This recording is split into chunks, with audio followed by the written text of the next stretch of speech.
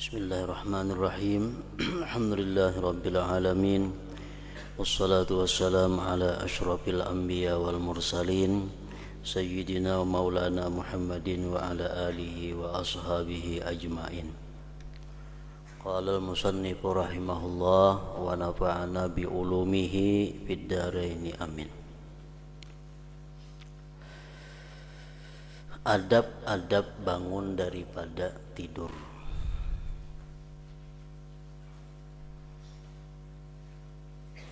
Adab-adab aturan-aturan agama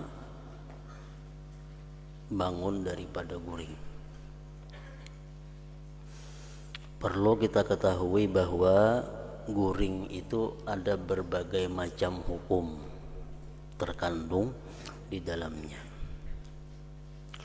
Ada guring itu hukumnya sunat, yaitu yang disebut dengan qailulah.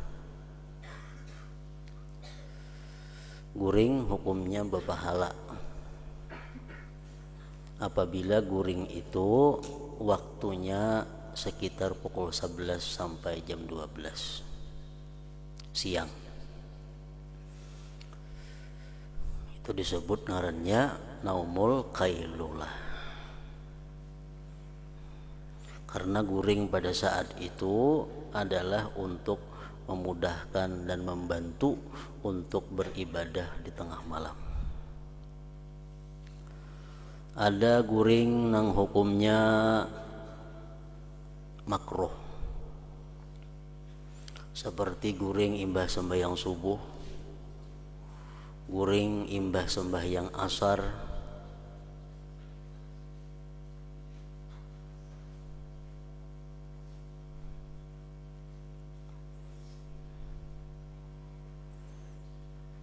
ada lagi sebagian ulama yang mengatakan guring antara maghrib isya. Nah, guring-guring yang seperti itu waktu dimakruhkan karena mengakibatkan sesuatu yang tidak baik. Guring imbah asar itu mengakibatkan gangguan pada akal. Orang yang terbiasa guring imbah asar, imbah sembahyang asar, itu akalnya akan terganggu, akan cedera. Orang yang guring imbah sembahyang subuh, itu hidupnya akan menjadi fakir. Orang yang guring antara maghrib dan isya, dia meninggalkan keutamaan ibadah yang besar di waktu itu antara maghrib dan isya.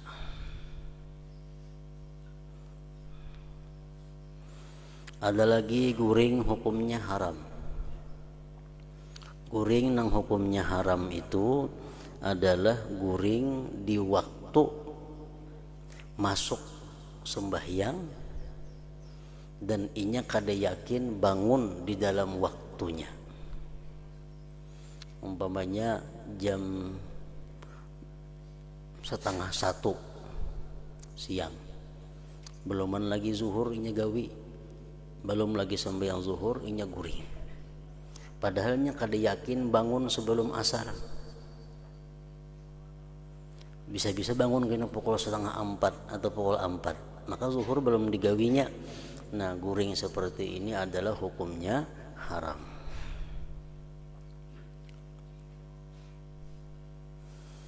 Dan ada juga guring yang hukumnya boleh, yaitu guring seperti biasa, yang selain daripada disebutkan tadi. Hendaklah engkau berusaha supaya dapat bangun dari tidur sebelum terbit fajar, sebelum azan subuh. Artinya berusaha bahwa bangun guring itu sebelum orang azan subuh. Dan hendaklah zikrullah yang mendahului segala sesuatu. Hendaklah begitu bangun guring, yang pertama diingat, yang pertama diucap adalah Allah Subhanahu wa ta'ala.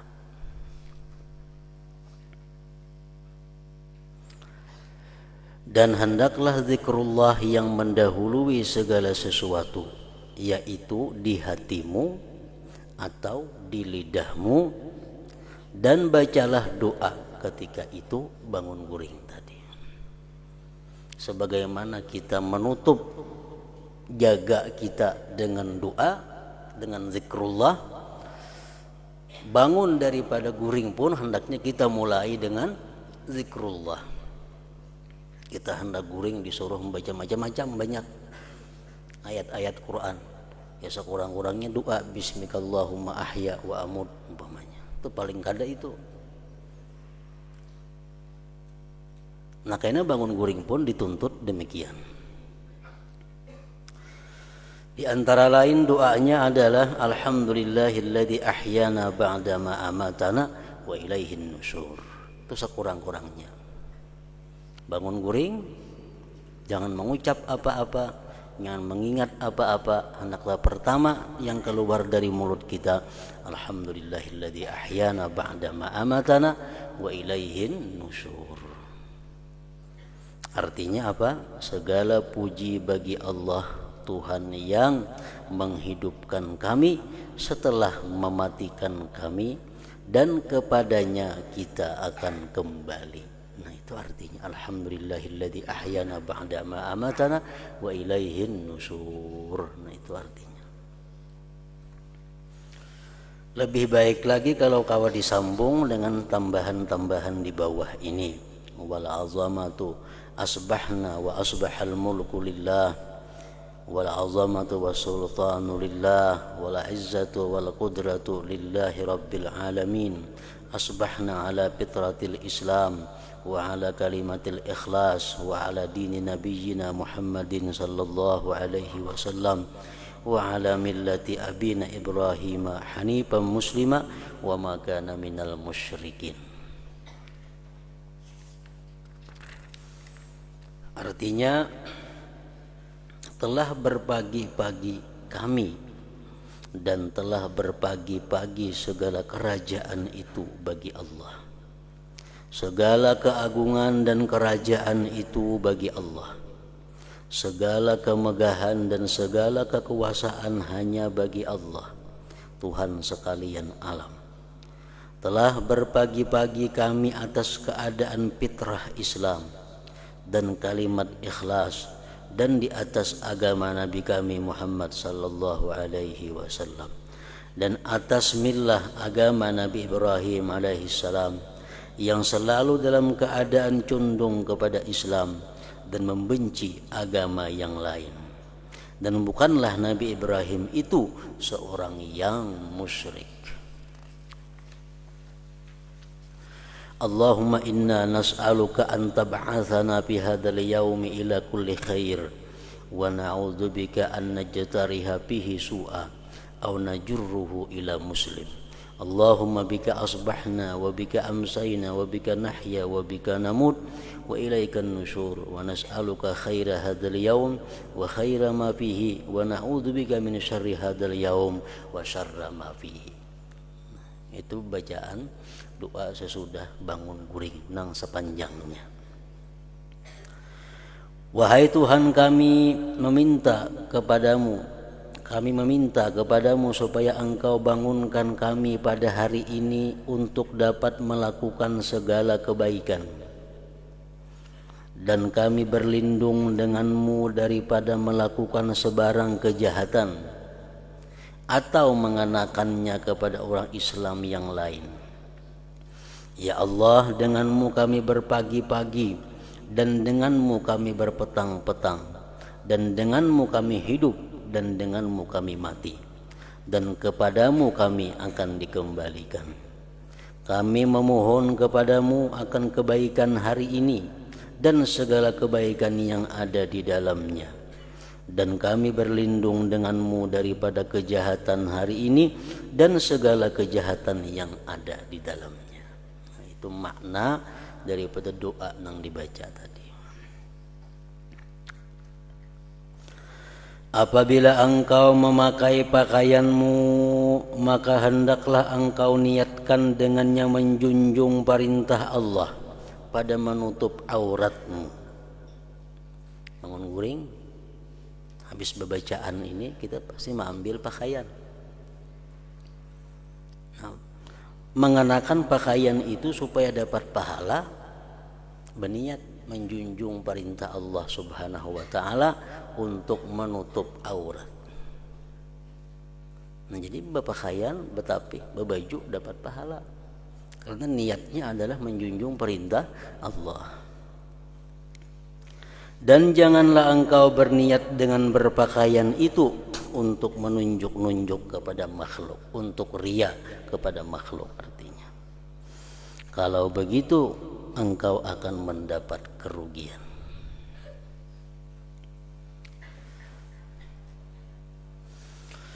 Yang kedua, adab-adab masuk ke dalam tandas atau WC.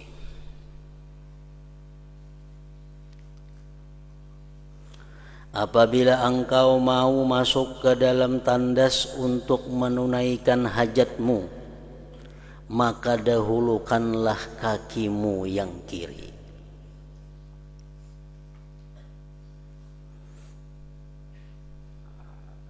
Sunat itu.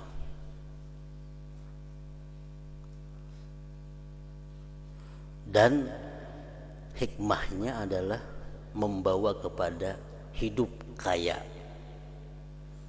Orang yang terbiasa masuk jamban itu batis kiri berdahulu, itu hidupnya kada akan sengsara. Apabila engkau mau masuk ke dalam jamban tandas untuk menunaikan hajatmu, maka dahulukanlah kakimu yang kiri.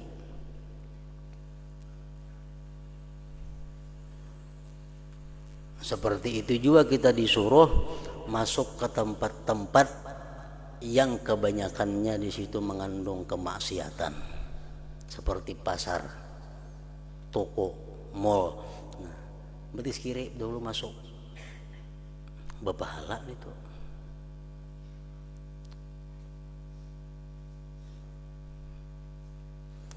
Dan dahulukan pula kakimu yang kanan ketika engkau keluar daripadanya. Pepalingan masjid,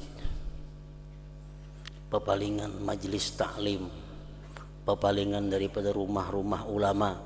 Kalau kita masuk, pepalingannya WC berdahulu batis kanan, karena keluar berdahulu batis kiri. Kalau jamban berdahulu kiri masuk, keluar berdahulu kanan.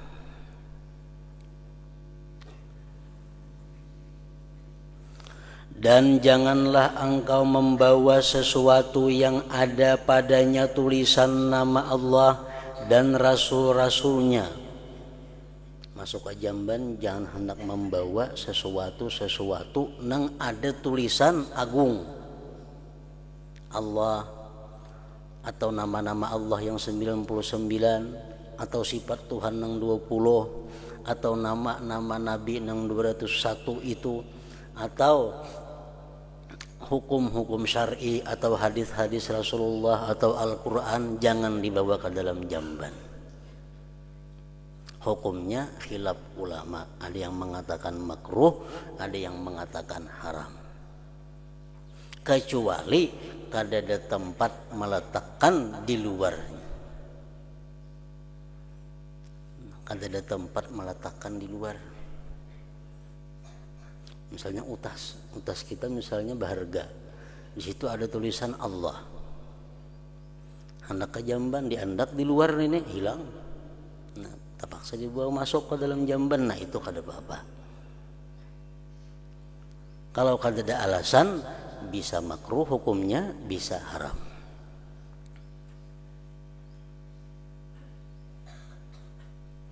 Dan jangan pula masuk ke dalam tandas dengan keadaan tidak menutup kepala. Sunat. Di dalam WC disediakan kupiah khusus WC. Jadi masuk ke jamban berkupiah. Atau tidak berkasut, kada bersandal. Jangan juga, artinya mesti memakai sandal. Dan baca olehmu ketika hendak masuk ke dalam tandas itu, Bismillah, a'udzubillah minar rijsin najis al-khabithil mukhbis asyaitanir rajim. Artinya dengan nama Allah, aku berlindung dengan Allah daripada kekotoran najis yang keji, yang jahat, lagi suka menyuruh orang lain membuat kejahatan, yaitu syaitan yang terkutuk. Berbeda dengan yang biasa kita baca. Yang biasa kita baca itu sudah cukup aja. Bismillah, Allahumma inni a'udzubika minal khubuthi wal khaba'is. Nah, itu cukup. Cuma di kitab sini nang ini bacaannya, di kitab lain yang macam yang biasa kita itu. Yang penting masuk ke dalam jamban itu, sebelumnya kita masuk, kita berdoa kepada Allah agar dilindungi daripada kejahatan-kejahatan syaitan yang terkutuk. Kenapa? Karena di dalam jamban itu termasuk di antara sekian rumah syaitan. Dalam jamban itu biasanya timbul geritik-geritik hati nang kada baik. Dalam jamban akan timbul godaan-godaan syaitan untuk berbuat maksiat. Nah, supaya terhindar daripada itu, hendaknya kita berbacaan masuk. Bismillah, Allahumma inni a'udzubika minal khubuthi wal khaba'is. Aku berlindung ya Allah dengan Engkau daripada godaan syaitan yang laki-laki ataupun syaitan-syaitan yang perempuan. Dan sesudah engkau keluar daripada tandas, hendaklah engkau baca. Jangan di dalam jamban bacaan itu. Di dalam jamban karena hukumnya ada makruh, mungkin ada haram. Itu khilaf lagi ulama. Sudah keluar daripada jamban, baca ghufranaka. Alhamdulillah alladzi azhaba anni ma yu'dhini wa abqa alayya ma yanfa'uni. Artinya, ya Allah, berikan keampunan kepadaku. Segala puji bagi Allah yang menghilangkan daripadaku barang yang menyakiti aku dan mengekalkan di dalam badanku barang yang memberi manfaat akan daku.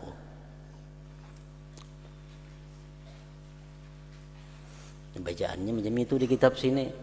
Ada kita rajin lain kayak ini kalau sama aja juga. Alhamdulillah azhaba anni aza wa afani. Ghufranaka artinya apa? Ghufranaka, aku minta ampun kepada Engkau ya Allah. Fi'ilnya dibuang. As'aluka ghufranaka, aku minta kepada Engkau ampunan Engkau. Karena apa kita minta ampun? Kalau hari jamban maka minta ampun. Kenapa? Karena dalam jamban tadi kita membuka aurat kita. Walaupun itu kada berdosa, cuma itu dianggap kita sudah kurang adab dengan Allah Subhanahu wa taala. Lalu kita minta ampun. Nah, ghufranaka alhamdulillah alladzi azhaba 'annil adza wa 'afani.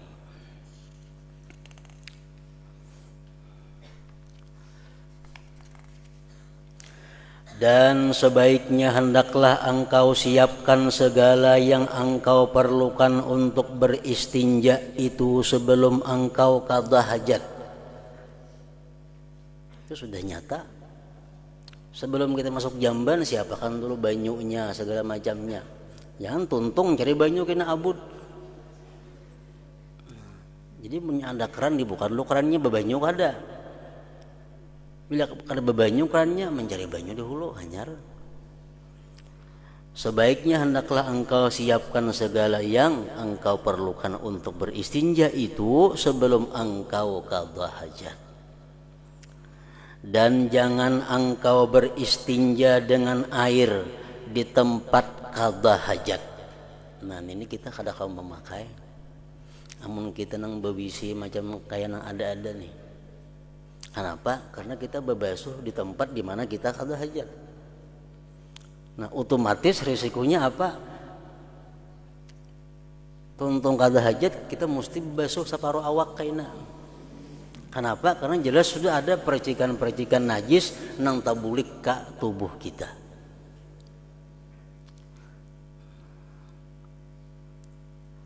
Karena kita babasuh di tempat kita di situ qada hajat. Nah musim jakanya kawa itu kita itu babasuh di lain tempat qada hajat. Namun di sungai Betang Banyu udah jadi masalah, larut nih tuh.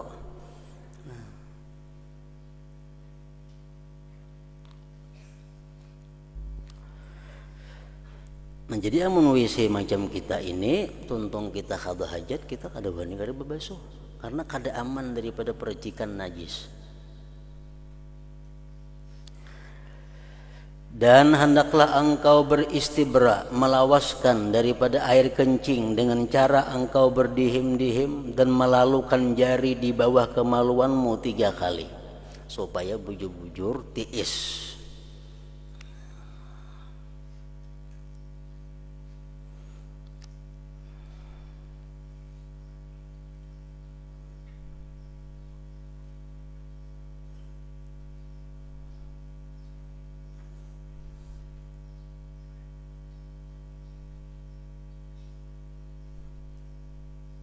Istinja hukumnya ada 3 macam hukum.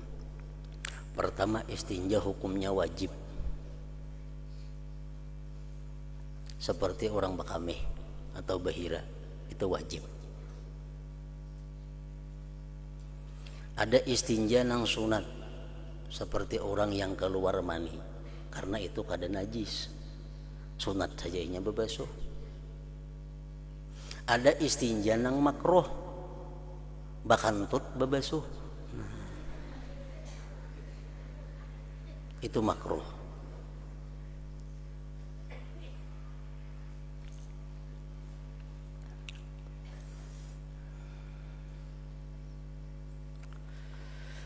Dan jika engkau mau beristinja sedangkan engkau berada di tengah padang, maka hendaklah engkau mencari tempat yang jauh daripada pandangan orang ramai supaya tidak tercium baunya dan tidak didengar bunyinya. Dan hendaklah engkau menghadap kepada sesuatu yang dapat engkau jadikan dinding di hadapanmu. Dan janganlah engkau membuka auratmu sebelum engkau sampai ke tempat duduk. Dan jangan engkau menghadap ke arah kiblat, matahari dan bulan. Dan janganlah pula engkau membelakangkan yang demikian itu. Dan janganlah engkau qada hajat di dalam air yang tenang. Macam di kulam tuh, bakamis itu kada boleh. Walaupun banyunya lebih pada 2 kulah. Kecuali banyunya itu melaut.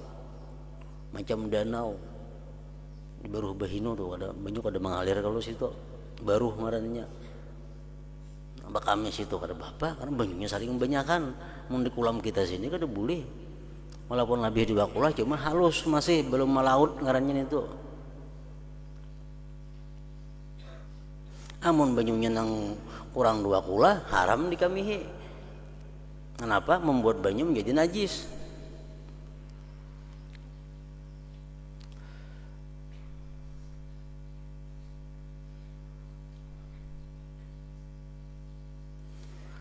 Dan janganlah engkau qada hajat di dalam air yang tenang atau di bawah pokok pohon yang berbuah. Walaupun kada parahatan berbuah.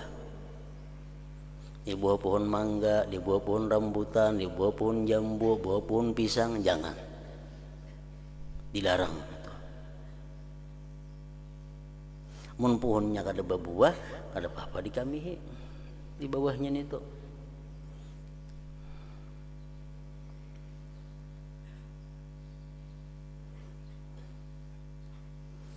Dan jangan pula di dalam lubang. Biasa di padang pasir atau di tanah-tanah hutan itu ada lubang-lubang di tanah. Itu merupakan rumahnya syaitan, jin. Jangan dikamihi situ. Itu bisa membahayakan kepada kita nang bakami. Dan jauhilah daripada kencing di tanah yang keras atau di tempat yang bertiup angin, karena ditakuti akan terkena percikannya.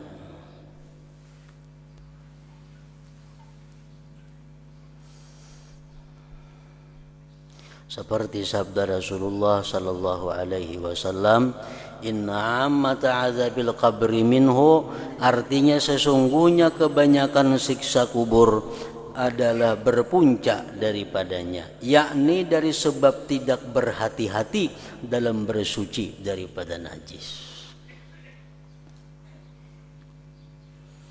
Jadi istinja kita mesti di panangahan andaknya, iktisad artinya itu nang bujur. Jangan sampai ifrat atau tafrid. Tafrid pembarang kami, kada hati-hati, itu berbahaya. Karena kebanyakan azab kubur dari situ timbulnya. Makami itu pembarang, kada tahu percikannya kemana-mana, kada tahu makami habis. Nah, itu tafrid ngarannya. Dan jangan sampai juga ifrat. Ifrat itu melampau batas. Ini waswis kini jadinya. Bakami namusnya banyu cukup setengah liter, ini 2-3 gayung bebasuh. Setengah kepala lah percikannya, atau awak lah, padahal saling jauhan kadang mungkin sampai ke kepala percikannya, cuma asa ada di kepala. Nah, itu ifrat ngarannya. Jadi yang benar di mana? Iktisad, tengah. Jangan pembarang, jangan kaliwatan. Dan hendaklah engkau duduk ketika qada hajat itu dengan memberatkan sebelah kakimu yang kiri, supaya lebih mudah keluar najis. Jadi waktu kita duduk qada hajat itu, batis kiri nang berperan menupang awak, menupang tubuh, beratakan ke sebelah batis kiri, supaya mudah, supaya lakas keluar najis. Dan janganlah engkau kencing di dalam keadaan berdiri, kecuali ketika darurat. Dan himpunkanlah di dalam istinja itu antara menggunakan batu, boleh diganti dengan kertas tisu, dan air. Ini kelakuan yang dipraktikkan oleh ahli Kuba, penduduk Kuba di Madinah. Penduduk Kuba tuh kalau qada hajatnya istinja lawan batu, hanya lawan banyu. Dipuji oleh Allah Subhanahu wa taala dalam Al-Qur'an. Dipuji oleh Allah. Lawan batu dulu istinja, hanya lawan banyu. Dan jikalau engkau hanya mau menggunakan salah satu di antara dua perkara ini, batu atau banyu, maka hendaklah engkau memilih untuk menggunakan air, karena itu lebih afdal. Dan apabila engkau mau menggunakan batu saja, maka carilah 3 biji batu yang suci, yang dapat menyerapkan, menyuci dan mengeringkan najis. Maka engkau sapu dengan batu itu akan tempat keluar najis, sekira-kira tidak menyebabkan najis itu merebak ke tempat lain. Dan begitu pula hendaklah engkau sapu kemaluanmu dengan 3 kali sapu dengan sebiji batu. Artinya kalau batunya ganal, cukup sebiji batu, 3 buncung. Kalau batunya halus-halus, 3 biji maka batunya. Dan jikalau belum hasil bersih dengan 3 biji batu, maka hendaklah engkau sempurnakan istinjamu dengan 5 biji batu atau 7 biji, sehingga jadi suci tempat keluar najis itu. Dan bilangan batu itu disunatkan ganjil. 3 kada berasih, 4 berasih, tambahi sebiji lagi, supaya ganjil bilangannya. Dan menyucikan tempat keluar najis itu hukumnya wajib. Dan janganlah engkau beristinja dengan tangan kanan, makruh. Tangan kanan untuk perkara-perkara yang mulia. Dan hendaklah engkau membaca doa setelah selesai istinja ini dengan katamu, Allahumma tahhir qalbi minan nifaq wa hassin farji minal fawahish. Nah ini doa ini pun dibaca sesudah keluar WC, berdahulu pada doa nang tadi. Nah jadi begitu tuntung kita qadha hajat di dalam jamban, kita keluar baca doa Allahumma tahhir qalbi minan nifaq wa hassin farji minal fawahish ghufranaka alhamdulillah alladzi azhaba annil ahza wa afani. Artinya apa? Ya Allah, sucikanlah hatiku daripada sifat munafik dan peliharakanlah kemaluanku daripada kejahatan seperti zina. Dan hendaklah engkau menggusukkan tanganmu dengan tanah. Dahulu kan ada apa-apa di zaman Rasulullah itu, tuntung bahira, tuntung bekami, tuntung bebasuh, nah, tangan digisangakan gina ke tanah supaya kasat, supaya bersih. Nah, imbah digisangakan jangan dicium tangan.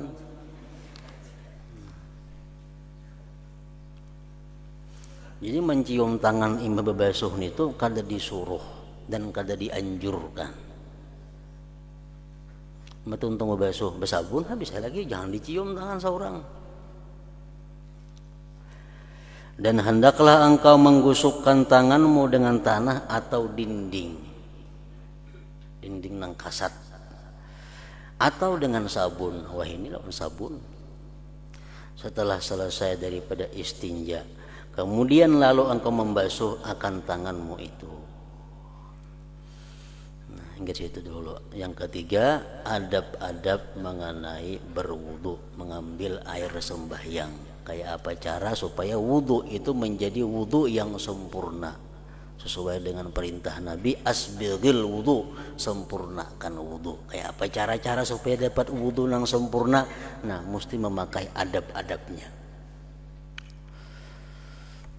Ila hadratin Nabi sallallahu alaihi wasallam. Al-Fatihah. Bismillahirrahmanirrahim. Iyyaka na'budu wa iyyaka nasta'in. Ihdinas siratal mustaqim. Bismillahirrahmanirrahim. Alhamdulillah rabbil alamin. Allahumma shalli wa sallim ala sayyidina Muhammad wa alihi wa sahbihi ajma'in. Allahumma ighfir lana ma akhta'na wa ma tahammadna wa ma asrarna wa ma a'lanna wa ma asrafna wa ma anta a'lam bihi